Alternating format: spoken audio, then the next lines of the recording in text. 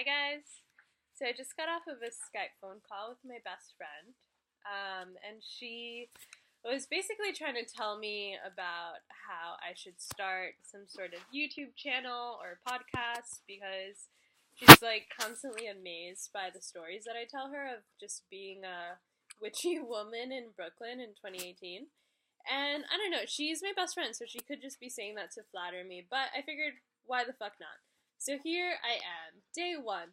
This is Emily. Welcome to the womb room. The name is still pending, but I think I'm aiming towards womb room. Just had an everything bagel with some avocado. And this is being filmed on my MacBook right now, but I do have this really cool, expensive camera that I haven't used since I was like 20 years old, and I just needed a tripod, so like these will get better. Anyways, so I think that today I'm going to talk a little bit about the shamanic journey that I did the other day. Okay, so I'm studying with a shaman right now, and he was trained in the Amazon in Peru, and in Ecuador as well. He has two teachers. And he is currently teaching me all about soul mending and soul retrieval and shamanic journeying. And so we had our first class last Thursday, and we started practicing just shamanic journeying in the simplest sense. And so we did a shamanic journey to meet our spirit animal, our power animal in that moment. And I'm a true believer that we have many power animals, that our power animal is always shifting, depending on whatever medicine we need in that moment and whatever lessons we're currently learning. And just like speaking to that, we're constantly learning. We're never not learning. So I think it's possible to have many spirit animals at one time because we're learning more than one lesson at a time. Same with plants. So shout out to my green witches. Anyways, so alright, so he starts banging the drum, and he's holding his beat, and we begin to journey. And so the way that we did this is that we find a portal into the lower world. And so I close my eyes, just focusing on the breath, and I've been meditating now for so many years that I'm able to just really dive in really quickly, but for those that might be new, some sort of tips and tricks that have worked for me is that when you close your eyes, I like to take 3 to 4 really deep breaths. So really inhaling, filling the belly up with air, and then exhaling loudly, like almost moaning it out. So really like, and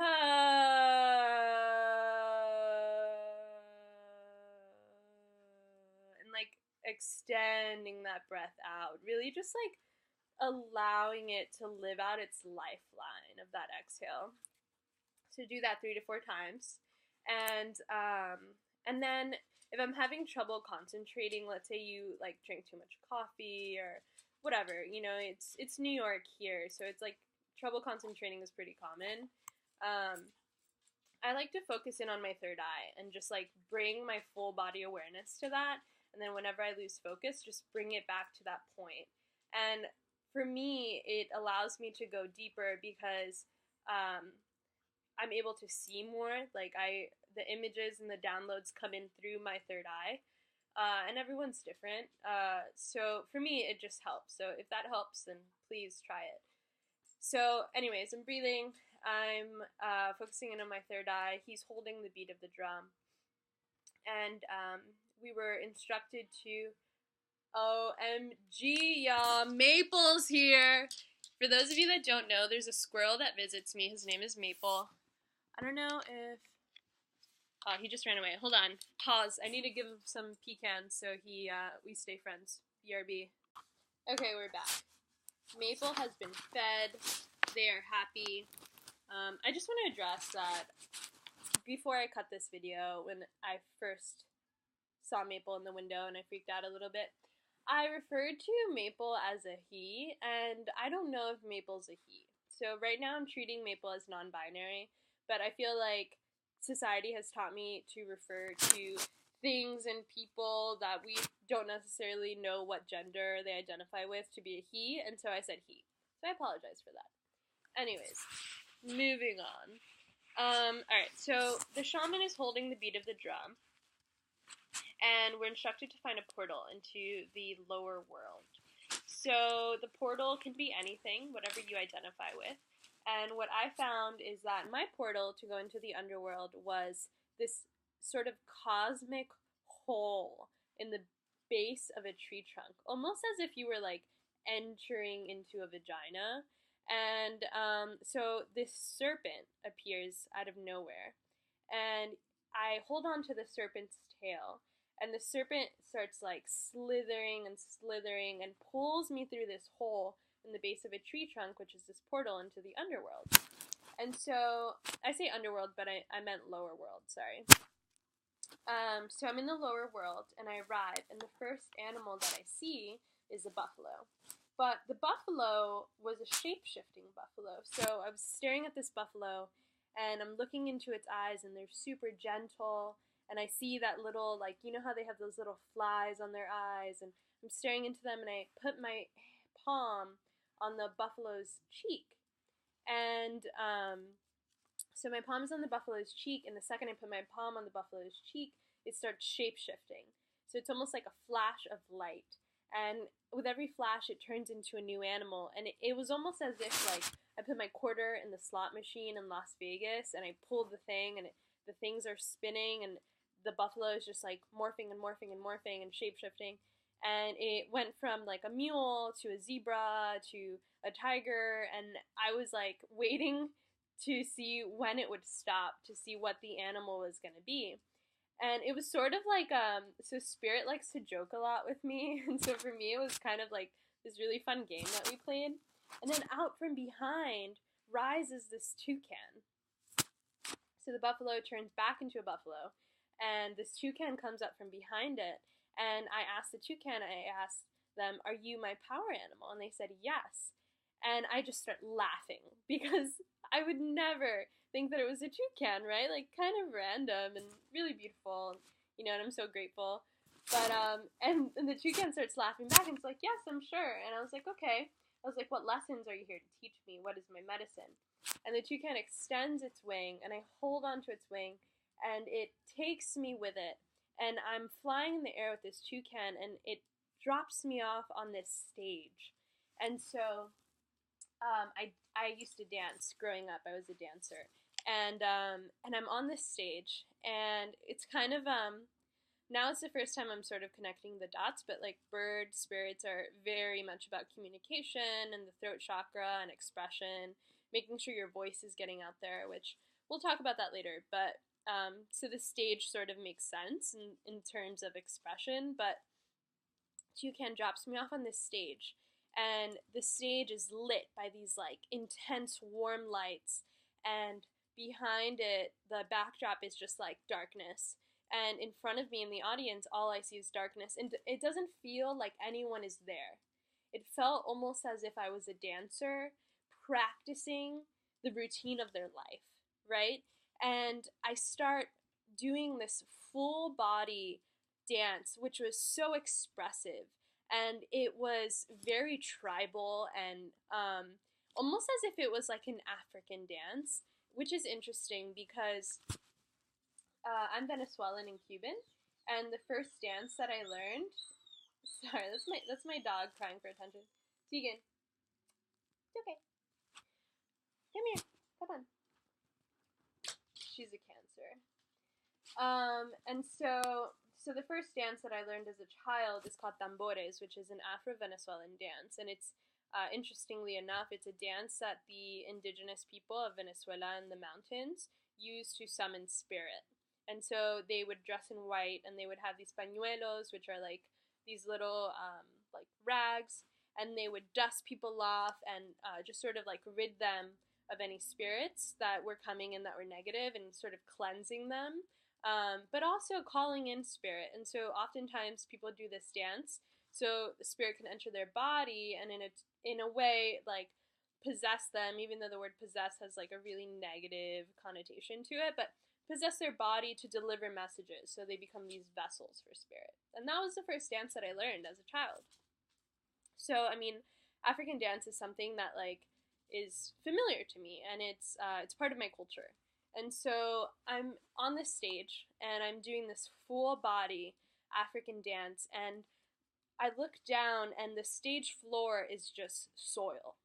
And it's dry soil. It's like old earth is the only way I can explain it. And I just like I just smell the soil. And as I'm dancing, I'm like pushing my hands into the ground and I'm picking up this soil and I'm tossing it in the air above me.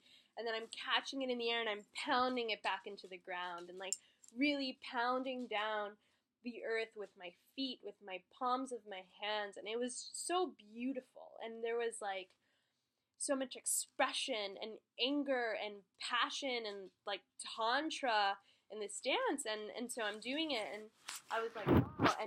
And as I'm dancing, the toucan is just spewing these words at me like parrots do, you know. And it's like he just starts saying like joy, joy, joy, bliss, bliss, bliss, manifestation, manifestation. Remember to play. Remember you create your own joy. Remember you can live in this bliss. Remember you manifest your own reality. And he's just repeating this over and over again. And I was like, okay, like this is the medicine that I'm meant to receive in this moment. And it really resonates with me because just like I've been going through this really transitional stage, and I just turned 27, and so like, you know, Saturn return is like right here, and just a lot of things going on right now in my personal life. And then I felt at that point that I was able to go deeper and ask them more specific questions, which with spirit, I think it's good to start sort of broad and then get really into specifics if you feel like it's available to you. And so, come here, come on, it's okay. And so, there's been this pending career opportunity for me in Philadelphia that I wasn't really sure that I would take or not. I wasn't really sold about the idea of moving to Philly, and it was a really great opportunity, but like it would be more of a like a money move and like a life move versus like a soul move. You know what I mean? And so I was kind of on the fence about it, and so I asked the toucan, I said, you know, what about Philly? And the toucan starts laughing, just like roaring in laughter, and it's like, ha ha ha, it's like, if you move to Philly, if you don't move to Philly, it'll all be okay. You're gonna be fine, darling. You're gonna be fine. Like, just have fun. Remember to live in your bliss. Live in your joy. You are joy. You are bliss. Just embody that. And just going back to how we manifest our own realities and how we truly create the lives that we want and the lives that we need to learn and evolve and grow and expand as spiritual beings. And so this isn't a new lesson, you know, like we all have heard this in one form or another. And it was just a really great reminder because I think that we all need that reminder sometimes, and we all get sort of sucked into the cycle of like, we have to pay our bills, we have to whatever, and like we forget that like we are magic and we create our own magic, and everything that we attract, it's coming from the heart, it's coming from the mind, and like it's coming from our intention. And so I was really grateful for that lesson. And then so at that point, you know, this is a still happening in this classroom setting where we're all lying down in this circle and the shaman's in the center holding the drum beat.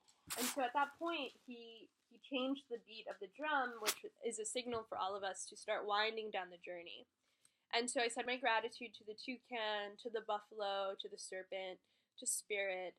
And I asked the toucan, I asked him, I said, do you want to come with me back into the physical world, or would you rather stay here? And the toucan was like, unfortunately, I have to stay here, but we'll meet again soon. And I said, okay. So I said my gratitude, and I'd left this sort of this stage, right?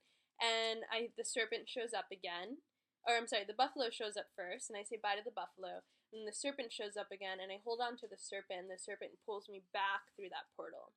And this is where it got really interesting, because when the serpent pulled me out of the portal, which if you try this at home, please know that whatever portal you enter to go into the spirit world is the same portal you need to exit from. So this is really important. So I go through the same portal with that serpent and guides me out.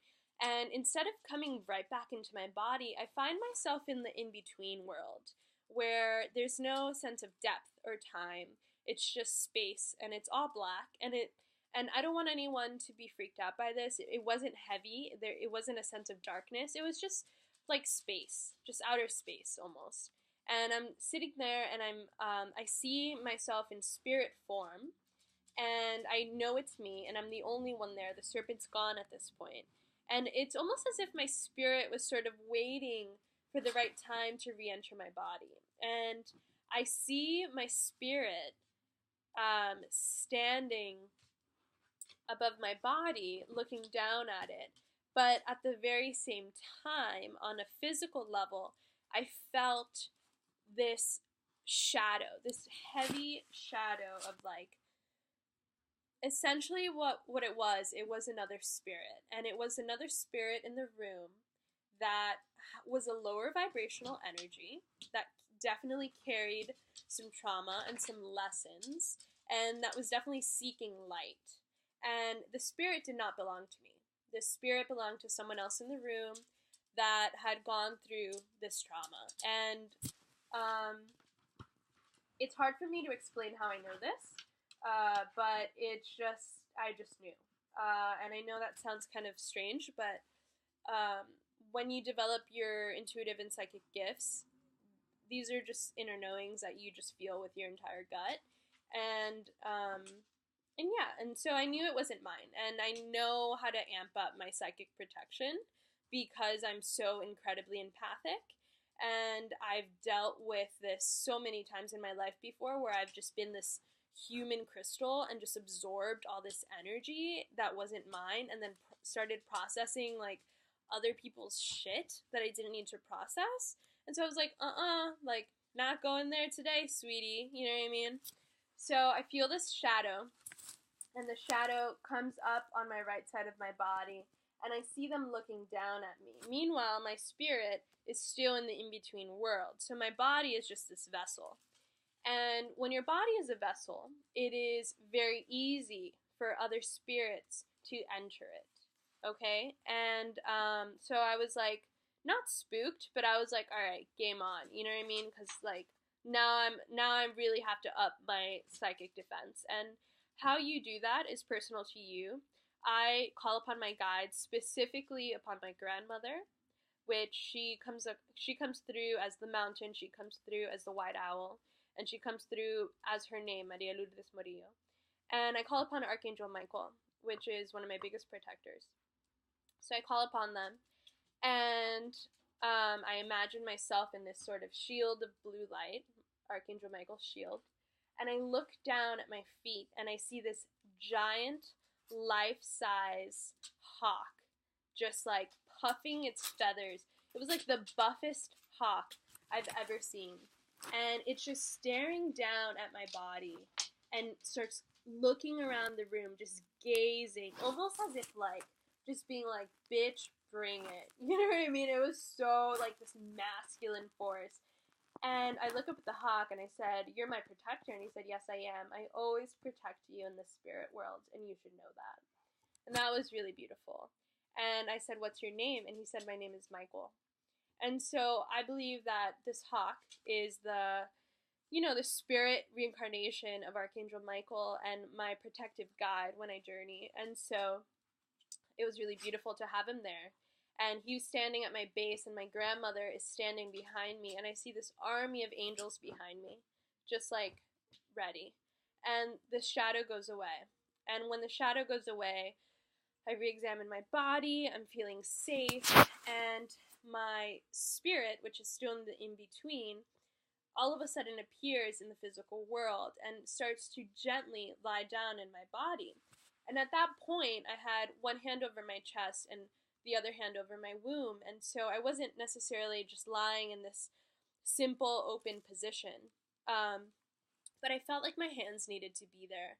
And so my spirit is lying down in my body, and I can see how careful she's being, just making sure that she lies down just right, so she aligns with my body, and that nothing is, disfigured. Nothing is like unaligned when I wake up, and I just lie down just so. And so she lies down, and she's readjusting herself within my shell, and then she brings her arms up and places one over my heart and one over my womb, and then I just like feel whole again. And it was in this moment that I realized that I had done this so many times before, because it just felt so familiar. And I knew how careful you had to be with coming back into your body in a way that was just right in order to wake up and not feel out of balance. And it was really beautiful.